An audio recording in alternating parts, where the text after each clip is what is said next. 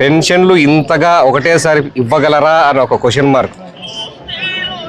అవతల అప్పుడుకున్న సీఎం గారు కూడా ఇది అసాధ్యమైన పని, సుసాధ్యమైన ఎట్లయితే మాకు చేత కాదా మేము ఇయ్యలేము అన్నట్లు మాట్లాడితే కూడా వచ్చిన టైంకి చెప్పిన టైంకి చేసి చూపిస్తున్నారు చంద్రబాబు నాయుడు గారు.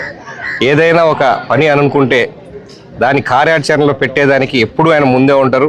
అందులో పేదల సంక్షేమం కోసం వస్తే ఖచ్చితంగా 1-2 సార్లు ఆలోచన అనేది కూడా పక్కన పెడితే టకాని చేసేయండి ముందు, దాని ప్రకారం మళ్ళీ చేద్దామంటారు.